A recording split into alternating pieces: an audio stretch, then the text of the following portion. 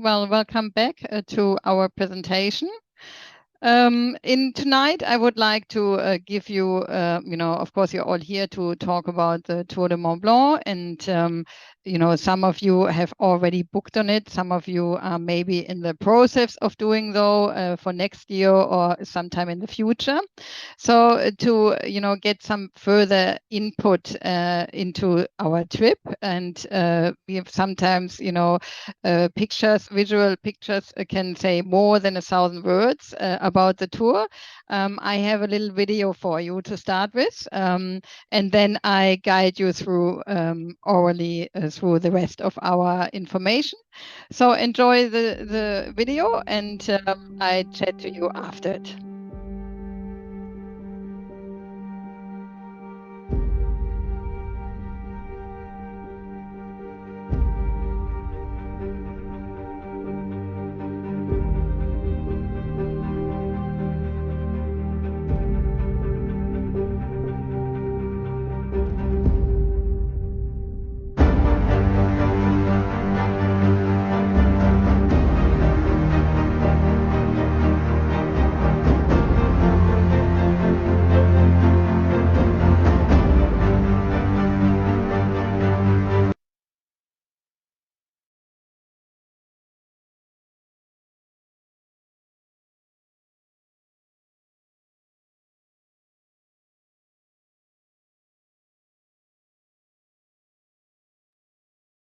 I noted that the sound on my screen is non-existent at the moment. This might be our internet connection. I'm not sure if that is also happening for the rest of you, but yeah, please enjoy the pictures. I hope you can still see the images.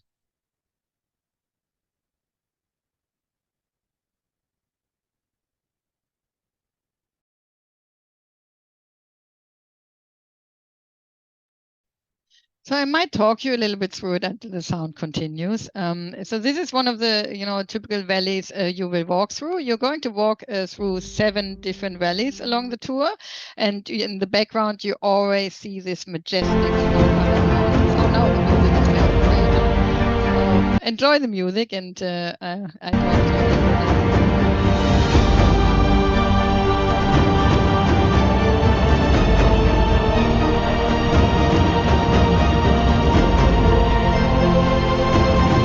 One of my favorite shots on the tour. This is the second last day. You might be standing there soon.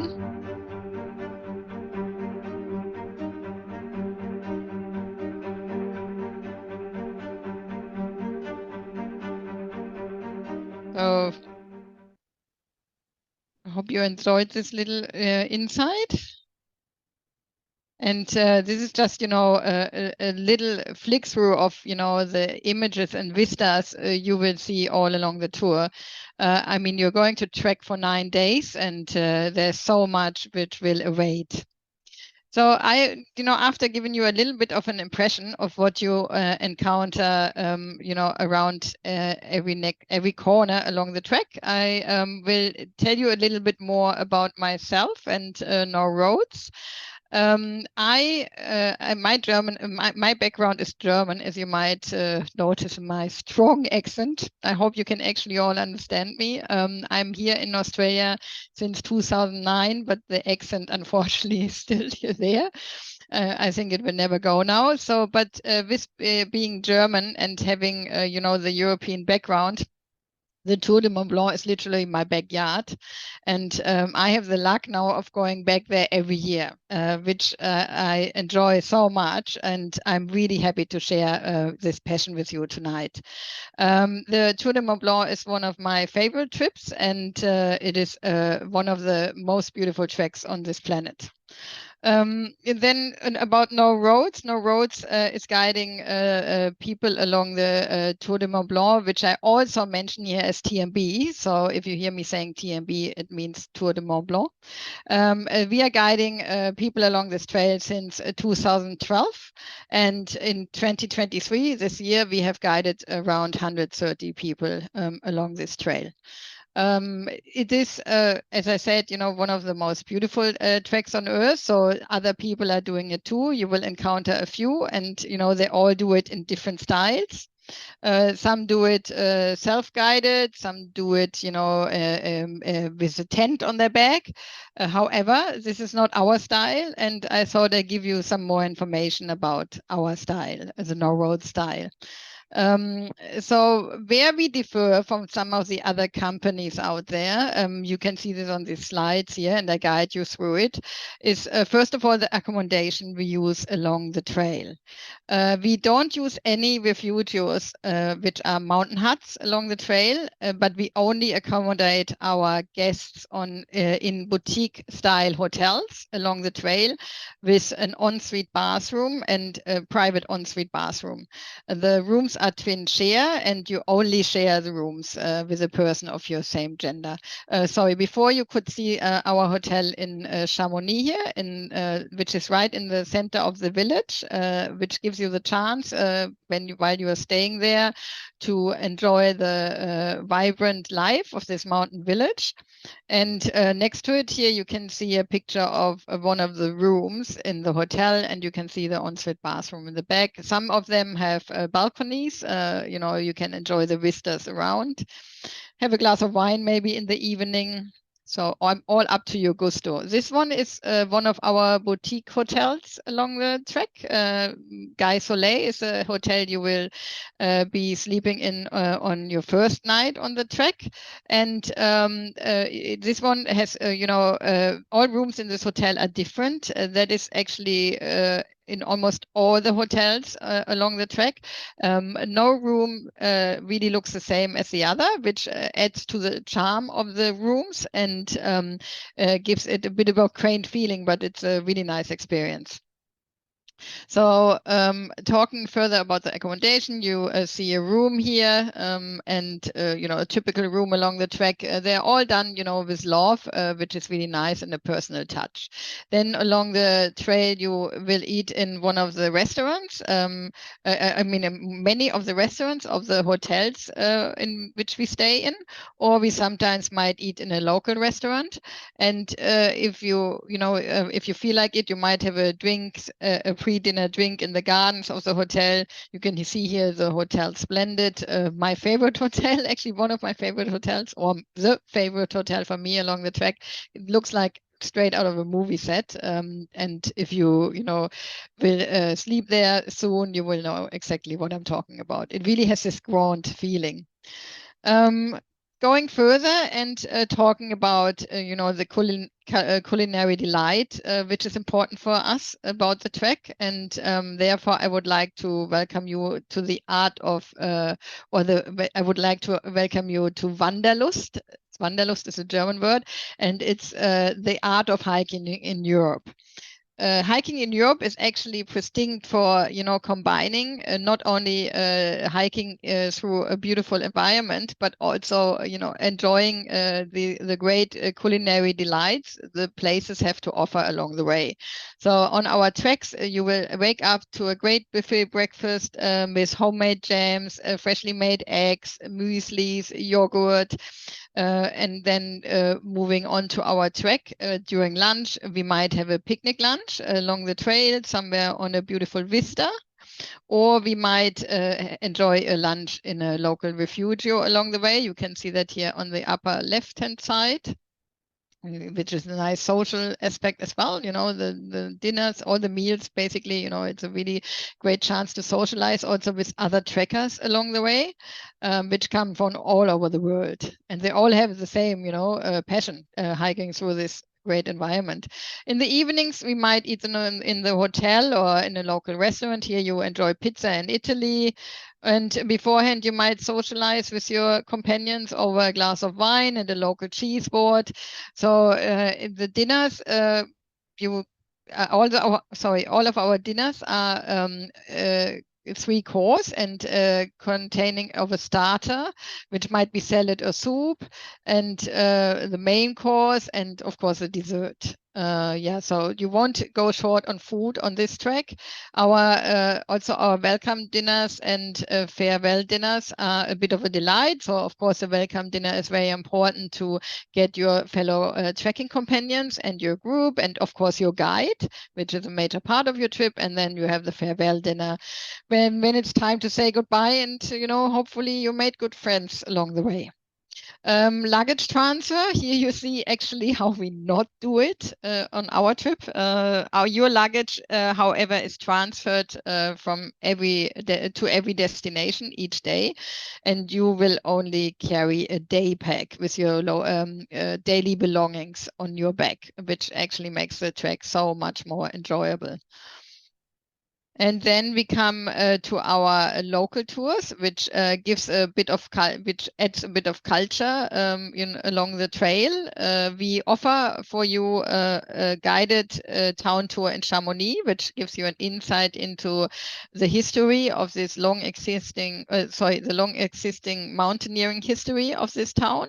And we also take you on day 6 of the trek on your so-called rest day to the old Roman town of Aosta in Italy, where you can wander in the Roman footsteps.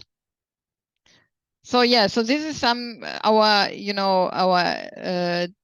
differences. And last but not least, I would like to talk about our guides, because they are really important for this trip. Of course, as I mentioned before, you can, walk the trek in many different styles and ways.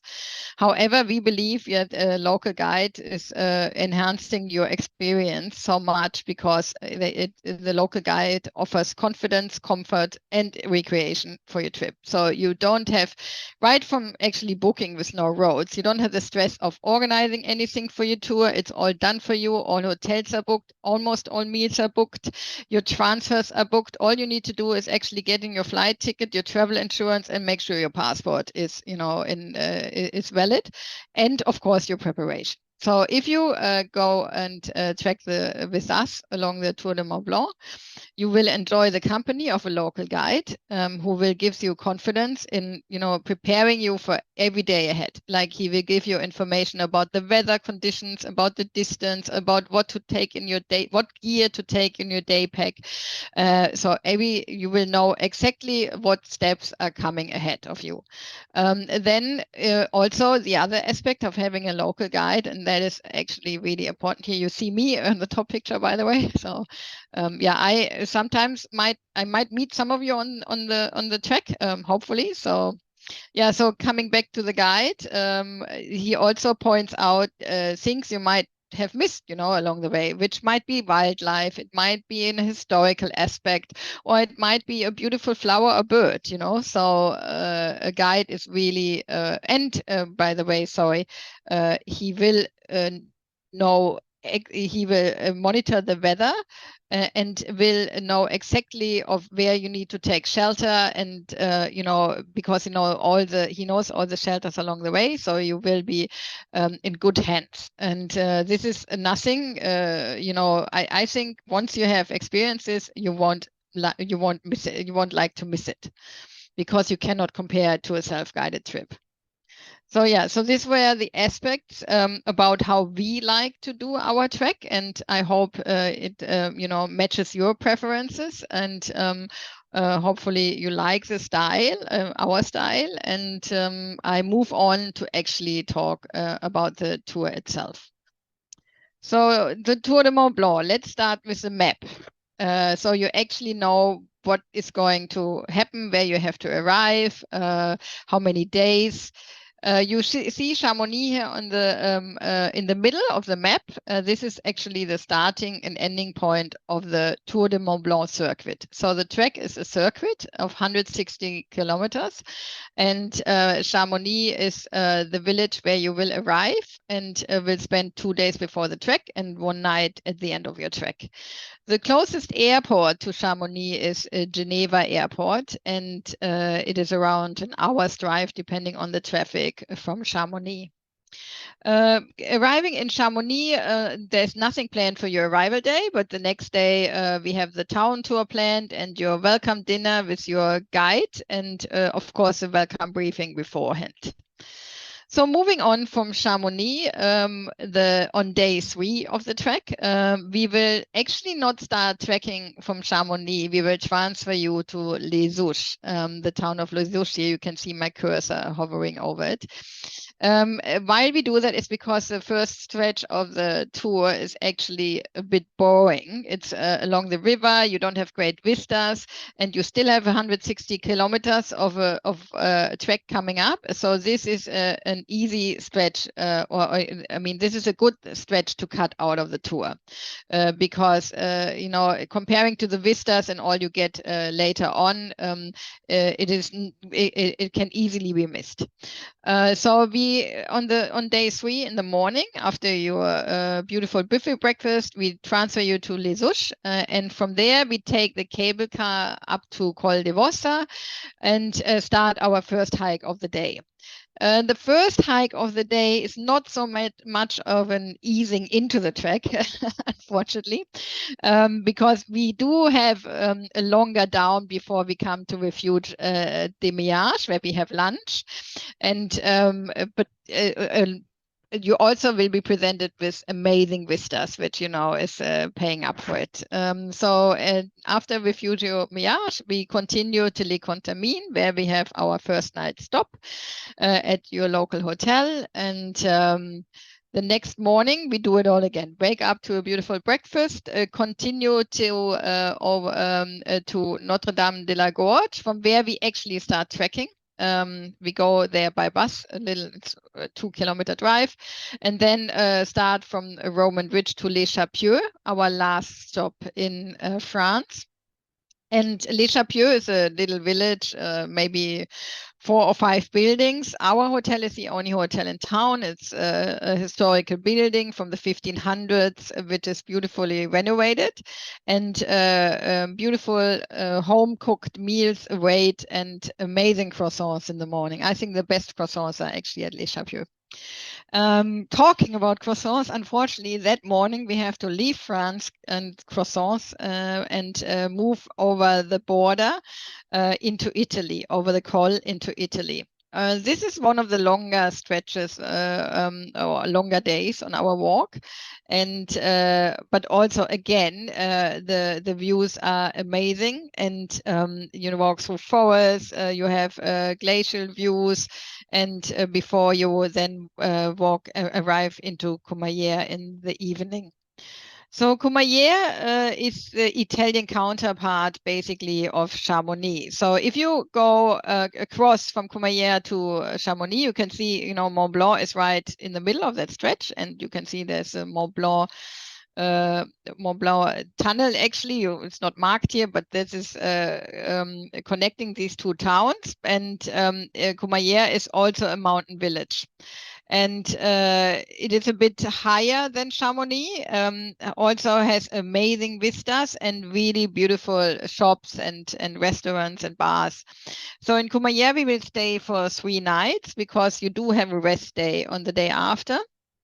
And also we stay 1 night longer, because we have decided to accommodate our guests for 3 nights there instead of accommodating them in Val Ferret, because the hotel there is also not up to our standards. So we rather stay back in Courmayeur and transfer you on the day when you walk into Switzerland back to Val Ferret. On the day when we arrive into Courmayeur, in the evening, you will enjoy a meal in a local Italian restaurant. The next day, you have the rest day, when we do the tour in Aosta, the town tour, which is around an hour away from Courmayeur. And the day after the rest day, when you rested your muscles and you're tired, a little bit tired bodies maybe, we start walking again from Courmayeur to Val Ferret. And this is one of the stretches with the greatest views, which is called the so-called southern balcony.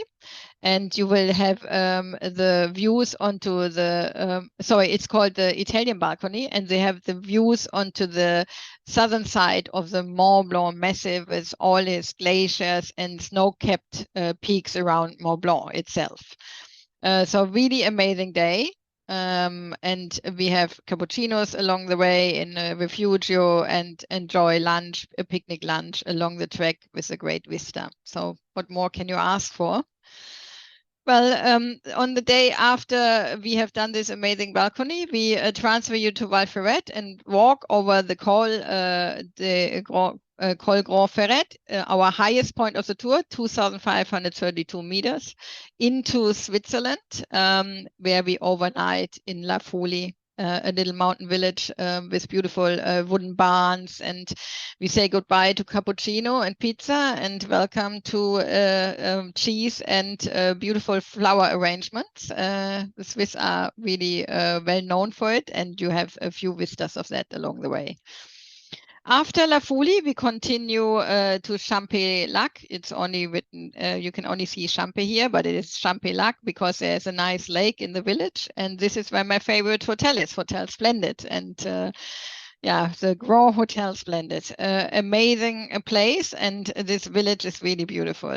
You arrive there around lunchtime, which gives you time to walk around the lake or take a boat and row on the lake, or just, you know, have a Aperol Spritz in the garden of Hotel Splendid with the view over one of the cols, one of the mountain passes.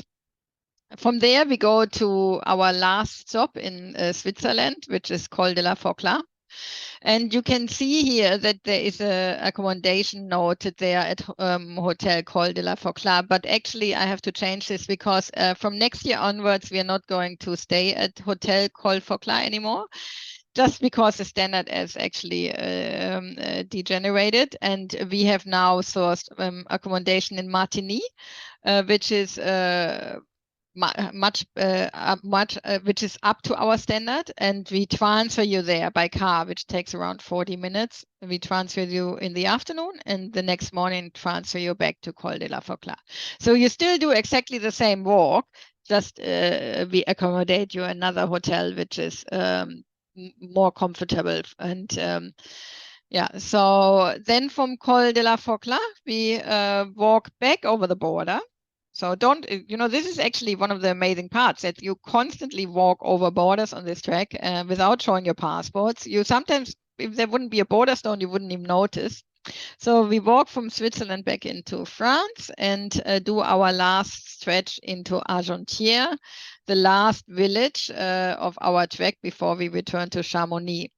On the stretch from Argentière to Chamonix, you get the I can't say second best vistas, they are as great. So they are the other great vistas on the track, because this is actually the so-called southern balcony, from which you get views onto the northern side of the Mont Blanc massif and all its glaciers and the Aguilles around it. Aguilles, you know, mountain peaks, snow-covered mountain peaks around Mont Blanc itself. So amazing days await.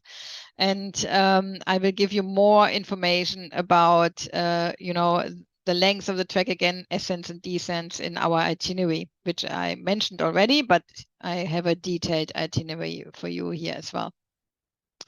So our trek is 13 days long. And 9 of the days are actual trekking days.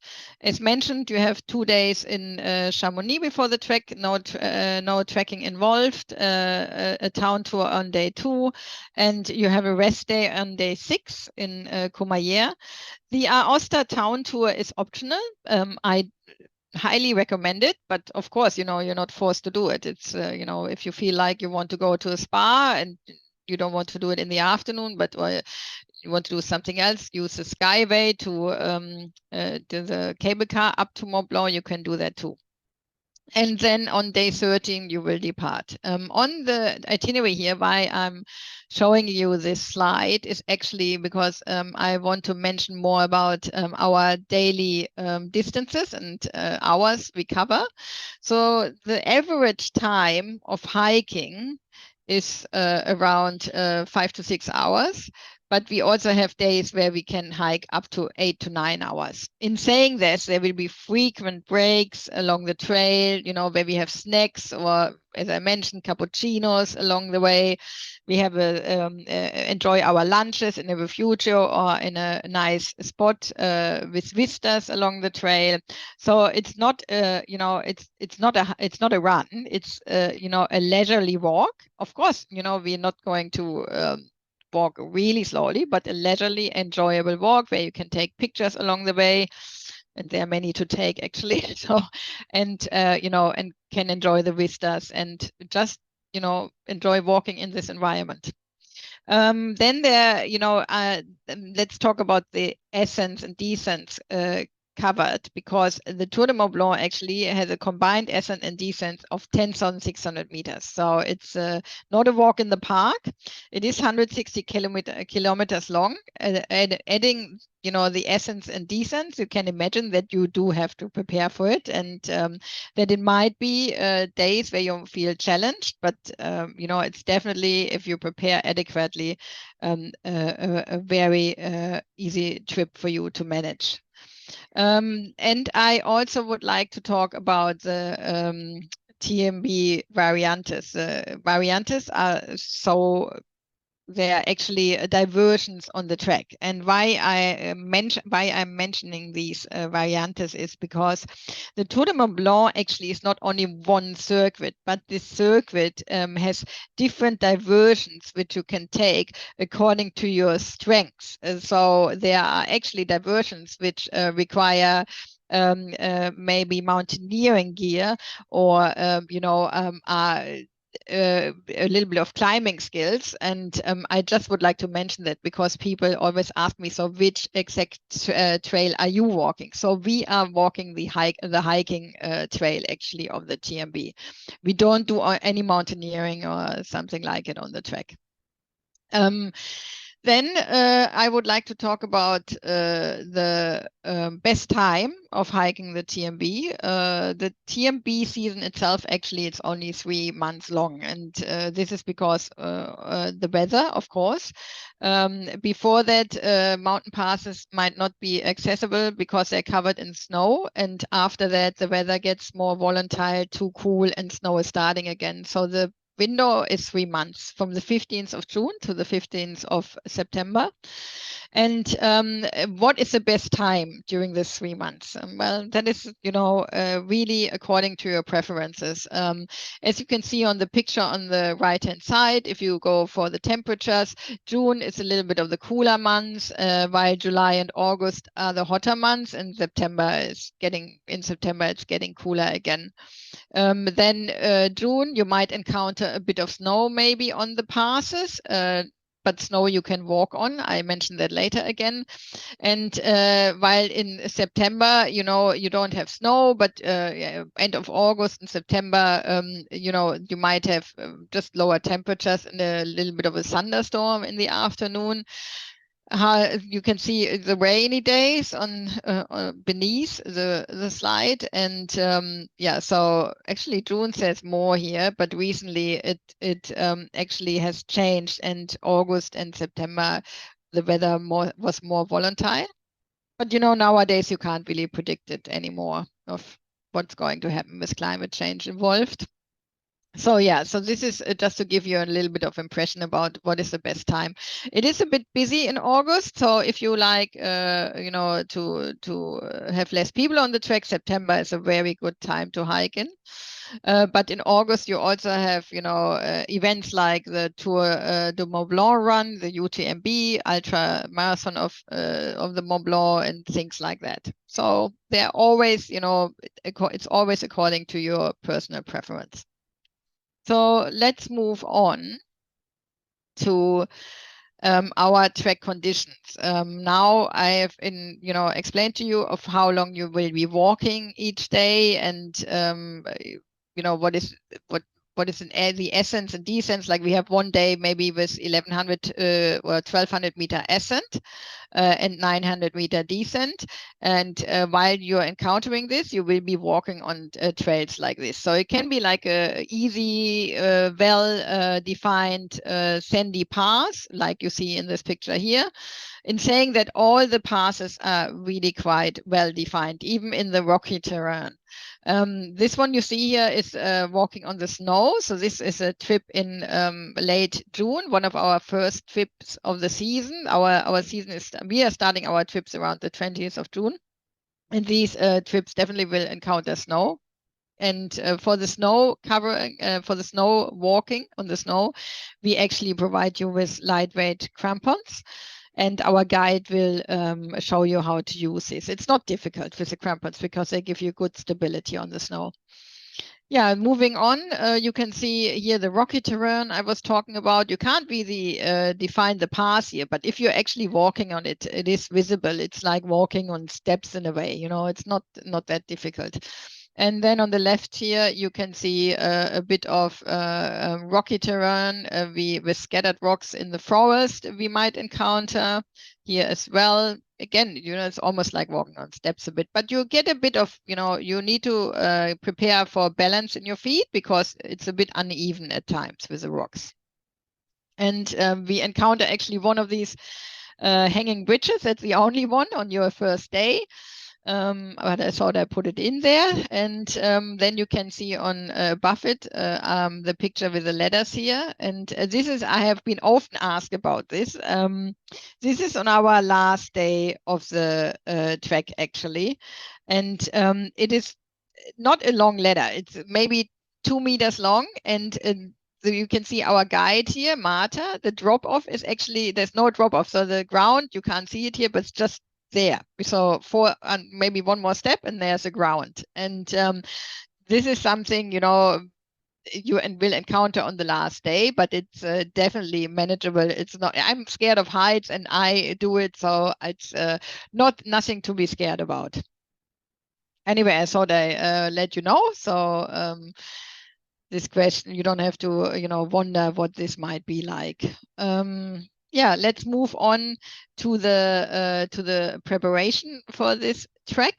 And let's talk about the physical preparation first. Then, you know, you need, for the physical preparation, as I mentioned before, it is a challenging trek. It's not a walk in the park, and therefore adequate preparation is necessary to make this trip more enjoyable. Let's say it this way: the more you're prepared, the better you enjoy the trip. The better you can enjoy the vistas, and you know, you don't want to walk every day being completely exhausted and maybe you know, having pain in your ankles or whatsoever, which can be prevented if you you know, concentrate on muscle build up around your knees, around your ankles, so on.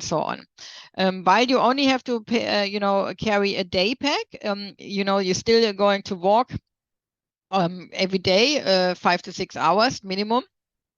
And to prepare for it, I definitely recommend that you incorporate a daily fitness, a frequent fitness regime, either in a fitness club with a personal trainer, or if you already, you know, are quite fit and know what exercises to do and are used to regular exercise, you can also find some information about exercises in our welcome information you will get once you booked on the trip.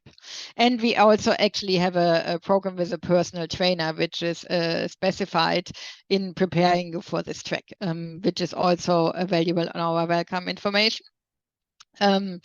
For you to log into and or book into. Anyway, so if you have any concerns about fitness, we are here to help you all along the way, and I'm always here to chat to you about and, you know, assist in that. Then you need to prepare your documents, of course, and first of all, you need to book your flights. After booking the trip or whatever, I suggest you book your flights fairly soon, because people like to travel again, and yeah, you want to get a good deal. The earlier the book, the better the deal. After you fly flights, book your travel insurance, so you're covered for any losses in the case your travel plans might not go ahead as you wished for. And also travel insurance, you need to have adequate travel insurance with medical rescue for emergency medical rescue for this trip. Have a valid passport and a visa if required. This is depending on your nationality. You can also get this information on our welcome information. And you have to talk about vaccinations to your local doctor. So this is a boring part done, the documents, and now we come to your equipment, which is with the physical preparation, one of the most important aspects to prepare for the trip. Sorry, I just need to take a sip of water. Sorry about that. So yeah, as you can see in this picture here, we have the trekking pole, and trekking poles are, a lot of people think a lot about the trekking poles. So for this trip, trekking poles are not mandatory, but I greatly recommended because they not only give you a stability if you have knee problems or a bit of weaker knees, but they also actually support blood flow in your hands while hiking. A lot of hikers in the evening who don't use trekking poles have swollen hands, and they wonder why. If you use trekking poles, the blood flow is supported and you probably won't experience that. You also see here on this picture with one of our guests, his great backpack. I actually took this picture because I love the pockets in the front. Pockets in the front of your backpack or on the side, on the belt, on the belly belt are great because you can put your phone in, you can put your camera in. You can put in things you frequently want to access while hiking, and you don't have to take your backpack off. So I'm a great fan of the pockets. Of course, if you don't have a backpack with pockets, you can also take the little how is it called, the belly belt. You can buy a little one of that and put your phone in there, or maybe you have great pockets in your pants. But yeah, I just thought I'd let you know about this. And you also see the other equipment here with him and also the other hikers. Like he's wearing a buff, around his neck. That's really recommended. It helps you from sunburn. It prevents you from sunburn. You can put it on your head if you feel cold. You can put it around your arm to wipe the sweat off. It's really a great equipment. And let's focus on his boots here on the picture, because of course boots are one of the major equipment for your trip. As we all know, we don't buy boots last minute. Boots should be walked in and to prevent blisters and make you feel comfortable on the trek. If a boot doesn't feel well in the shop, it probably won't feel well later on. I mean, it might if you spend a lot of hours in it, but you want to feel a little bit comfortable in the boot straight away. And of course the boot also has to have great grip. No sneakers on the trek. It should definitely have a great grip to be helping you walking on rocks. We also see on this picture here how people layered up for the trip. Like one person here on the right, she's wearing skins. Skins are a great thing to prevent you from, cold. And also some of them are compression skins, so it's good for blood flow again. And we have the sun protection. We have caps here. We have the buffs again, and we see the layering of the clothes, which is really important in a volatile mountain weather, because layering on and off is the best technique. Excuse me, sorry. It's the best technique to prevent you from getting too cold or too warm. So you get too warm, you strip off. You get cold, you put your layers on again. Yeah, it's like dressing like an onion, basically. Sorry, I need to take another sip of water.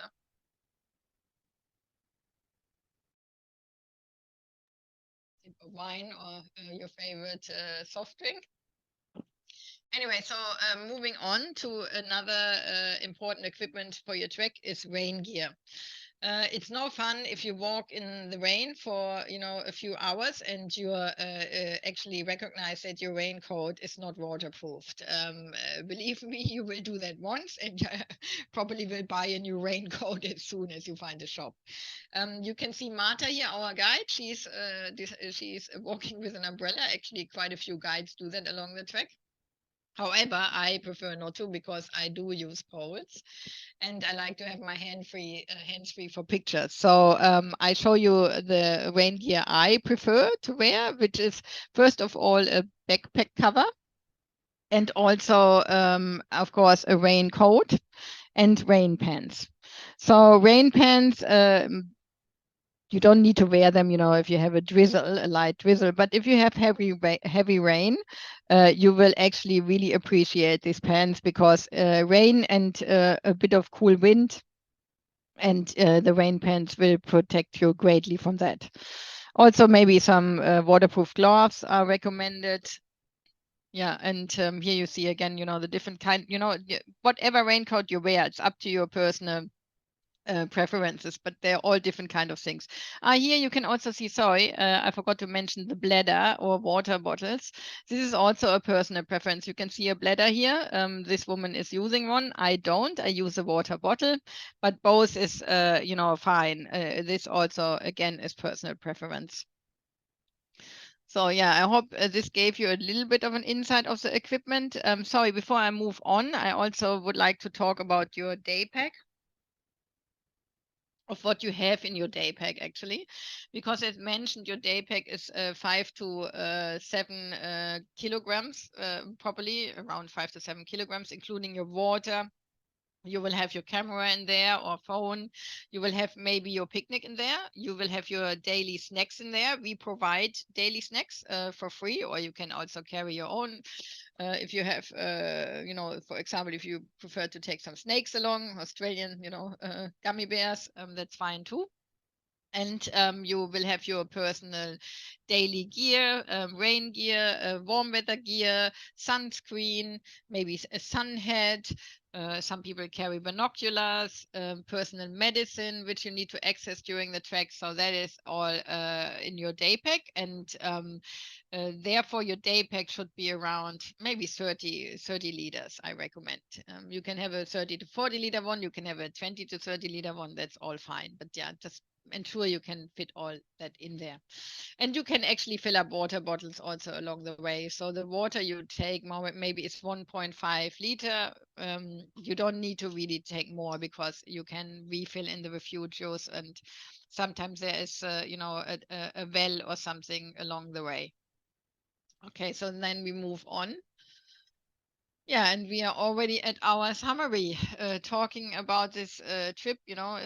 Hopefully it was very exciting for you. So it passed really fast. So our trip, will be, once you are on the trip, it will be a bit longer than this talk tonight. So you will be trekking, or you will be on the trip for 13 days, but you will be only hiking for 9 days. The other days are, rest days in Chamonix and Courmayeur, as mentioned before. And as mentioned, the trip is a circuit trip and begins and ends in Chamonix. The closest airport will be Geneva. So if you're looking for tickets, Geneva is the one you won't be looking for. Or otherwise, if you would fly into Milan, you can also take the train, the high-speed trains. And there is actually a train station in Geneva Airport where most of these trains actually stop at. And then you have the airport transfer included, and you will be transferred into Chamonix.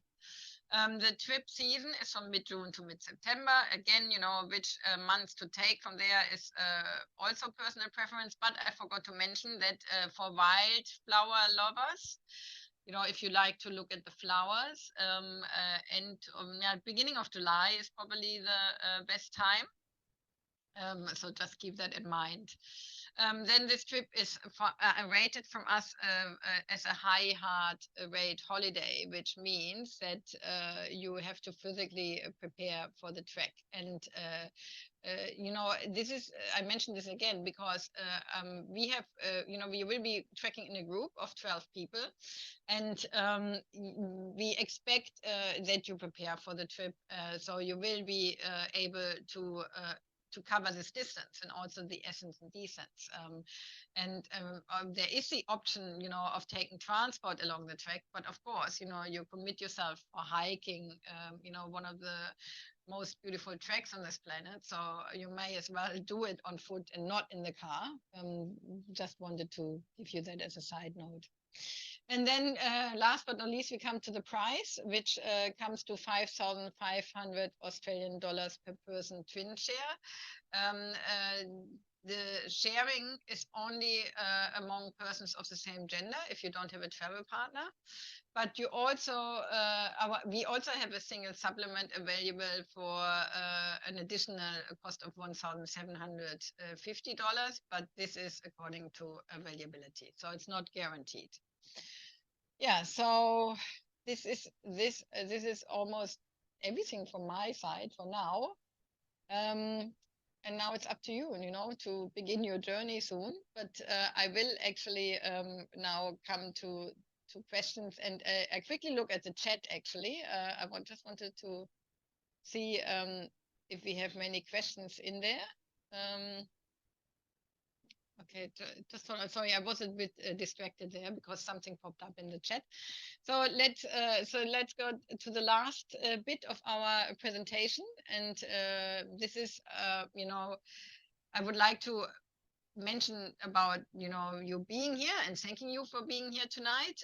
You committed yourself to the first step of being with us, and you shared our passion with us tonight. So some of you might want to leave, and that is why I take this time now to thank you for being with us.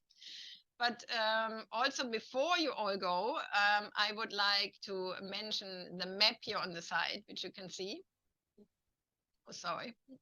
And you can see this is what we actually have as a giveaway tonight. And I would like to announce our winner, which is Normally. Normally. So if you are listening to us tonight, which I believe you are, you will get this map from us, and hopefully you can frame it and put it up in your pool room once you have hiked the trek. If you're not ready to hike it yet, well, put it up on your wall as a reminder that this is your intention. Thanks again all for your commitment. And I come to questions now. Okay. So if you want to switch off now, I'm happy for you to do that. But if you want to hang on for the questions, you're also welcome to do that. Yeah, so I have my first questions here. My first question here, which is, what about bed bugs? I hear it's a problem in Europe at the moment. Well, if you overnight in a refuge, yes, it might be. But in saying that, I actually heard about it too, that it was in some of the hotels as well. Well, I just trekked the TMB in July. I had no problem whatsoever with that. And I have never heard about this in any of the boutique hotels along the way, or any of the hotels basically over there. It's another point maybe about refugios, which we are not using, but I have to actually monitor the situation and see what's happening until next year, because so far so good, but I have to also look how it evolves. I don't really think it is going to be a problem, because being the advantage of being in a hotel where they change the bedding every day and watch the bedding every day, that's a bit different to a refugio. So hopefully it won't be a problem. The next question is there a preference of doing the circuit clockwise or anti-clockwise? Well, it's a good question, actually. Well, we walk the track anti-clockwise, and the reason is because the vistas, we believe the vistas are better. So that is basically why we do it this way. A lot of companies do it actually this way. But of course, anti-clockwise, fewer people do it anti-clockwise, so that might be an advantage as well. But we prefer to have the great vistas because it is about this track. It's really about hiking and having these amazing views around every corner, and you're actually going to be hiking and waiting and thinking, oh my god, what's going to be around this next corner or behind this next col. So here we go. We walk anti-clockwise. The next question is how soon do we have to pay the balance of payment after the deposit made? The final balance is due 90 days before the departure of your trip. So let's say your trip departs on the 19th of June. So you need to pay 3 months or 90 days beforehand. And we will send you a reminder. So don't worry if you don't monitor the time. We will we will come and notify you. I forgot to mention this. Actually, good question. Do you cater for dietary requirements? Yes, we cater for all common dietary requirements. That being, I see this person is dairy free. Yet that is actually a bit sad for this trip because it's a lot of cheese on this trek. But actually, a lot of hotels now, for example, have almond milk because I have my personal use. I use almond or oat milk, so they cater for almond milk, lactose-free milk, or oat milk, and that's commonly available now. And of course, you can have a replacement like vegetarian additions or meat additions instead of cheese and things. So no problem. On the departure day returning to Geneva, what time should I intend to book a flight ex-Geneva? So you don't have to worry about when to book your flight really because the trekking ends the day before. So you depart on day 13 and the trekking ends in the late afternoon of day 12.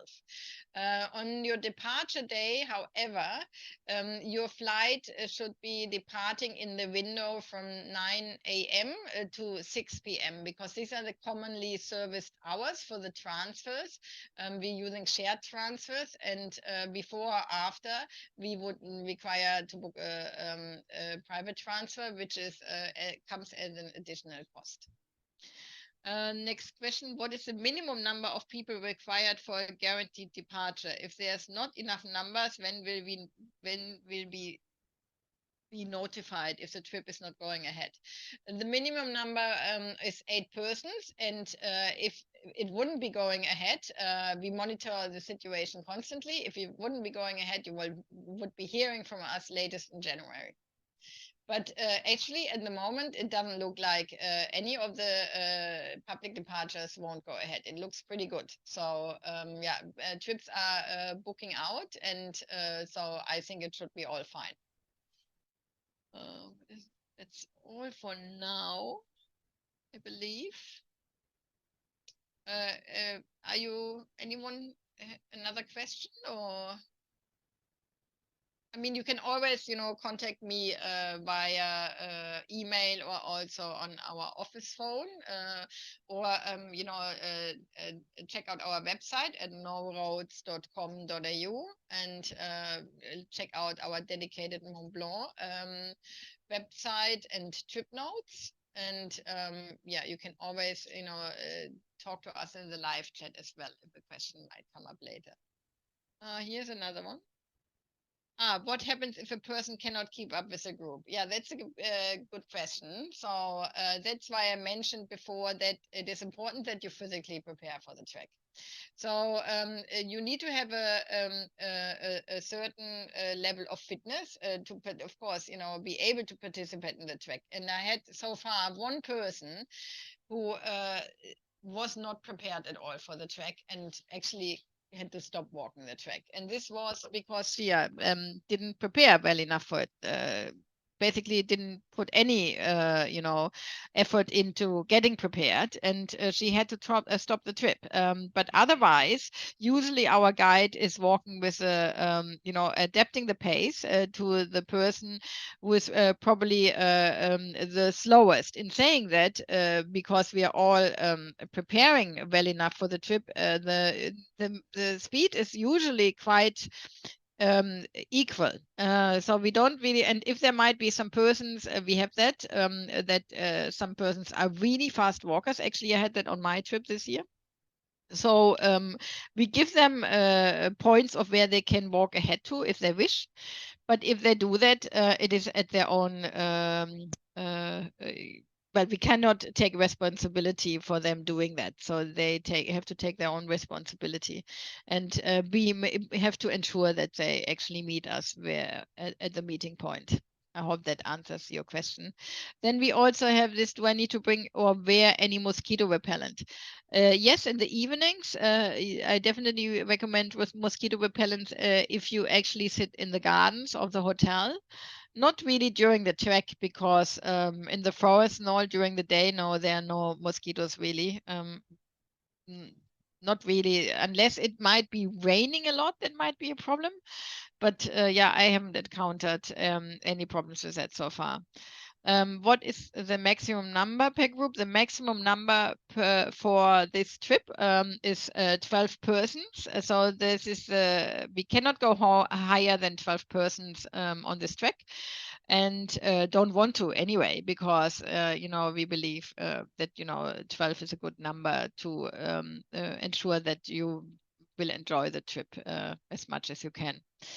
And that is okay. Yeah, I put in my, as you can see here, my email address. So if you have further questions, which might be thinking about this great images you have in your head tonight, and some questions pop up, so please do contact me.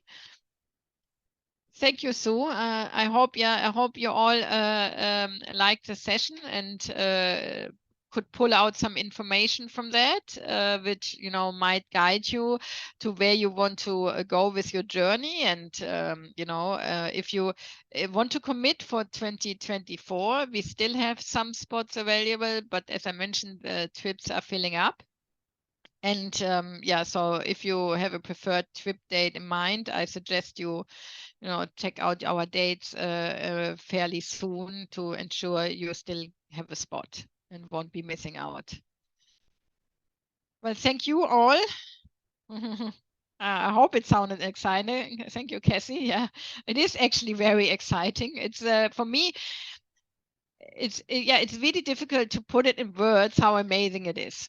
And yeah, I hope you can all take the time and walk this trek at one stage, and see it with your own eyes and enjoy the experience, because yeah, it's a memory you won't forget, and yeah, definitely something you should have on your bucket list. Thank you all, and yeah, thanks, Chris and Kat. I might see you on the trek, who knows? And yeah, have a good night. Thank you all for taking the time and being with me here tonight. Thank you, my pleasure. So I will stop the session now, and yeah, hope to hear from you all soon, or meeting you on the trek. Bye. Thank you.